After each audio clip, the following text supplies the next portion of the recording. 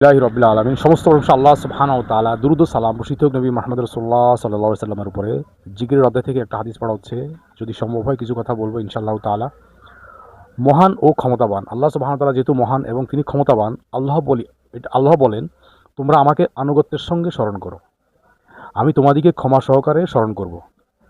যে ব্যক্তি আমাকে স্মরণ করে সেই সঙ্গে যদি আমার আদেশ পালনকারী হয়, কিন্তু আমাকে স্মরণ করে এবং আমার আদেশ পালনকারী হয়, তবে আমার উপর কর্তব্য হইয়া পড়ে আমি যেন তাহাকে ক্ষমা সহকারে স্মরণ করি।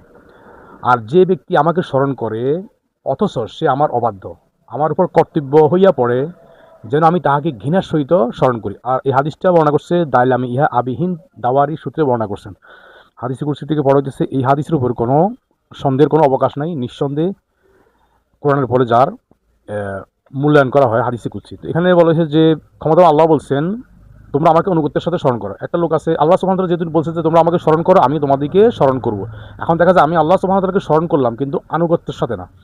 তো এই হাদিসের ব্যাখ্যা না, মানে আমি যদি একটা উদাহরণ দিতে যাই, তো অনেক দোকানদার আছে, ভাই ব্যবসা বাণিজ্যের কী অবস্থা, ব্যবসা কেমন হয়েছে? তো সে বলে কি আলহামদুলিল্লাহ সুম্মা আলহামদুলিল্লাহ, মানে সে অনেক কথা বলতেছে, কিন্তু দেখা যায় যে আজান দিচ্ছে আল্লাহ সুবহানাহু ওয়া তাআলার স্মরণ, সে নামাজ পড়তে যাচ্ছে না।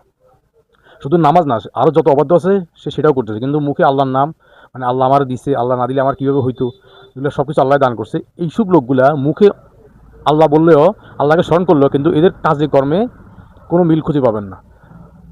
তো ইসলাম হচ্ছে মুখে বলা যেটা, সেটা অন্তরের স্বীকৃতি দেওয়া এবং কাজে কর্মে পরিণত করা, তাহলে তার ওই মুখের কথা কাজে আসবে। এবং যদি তার তিনটা জিনিস তার মধ্যে পাওয়া যায়, তো এই জন্য বলছে যে আমাকে আনুগত্যের সাথে স্মরণ করে, আমিও ক্ষমা সহকারে তাকে স্মরণ করবো। সে আল্লাহকে শুধু স্মরণ করে না, এবং আনুগত্য মানে আল্লাহর যে হুকুমগুলো আছে সেগুলো পালন করছে, এবং আল্লাহ সুবহানাহু ওয়া তাআলার দায়িত্ব তাকে আনুগত্যের সাথে মানে ক্ষমা সহকারে স্মরণ করা, তাকে আল্লাহ সুবহানাহু ওয়া তাআলা ক্ষমা করবেন।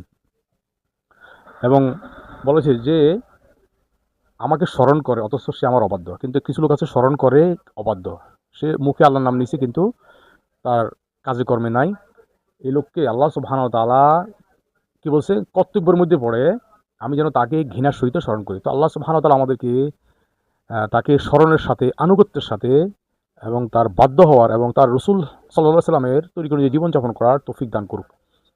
আর জিকির ওই ব্যক্তি করতে পারে যাকে আল্লাহ সুবহানাহু ওয়া তাআলা তৌফিক দান করে। তো প্রশ্ন করেছে আল্লাহ যে আমি কীভাবে বুঝবো আপনার ওই বান্দা বাধ্য? বলছে যে যে দেখবে সর্বদা আমার জিকিরে তার জিহ্বা সিক্ত থাকে, আমি তাকে তৌফিক দিছি। এরকম না যে সে করতে পারতেছে, আমি তাকে তৌফিক দিছি, তারপর আমি সন্তুষ্ট, এই জন্য তাকে জিকির করার তৌফিক দান করছি।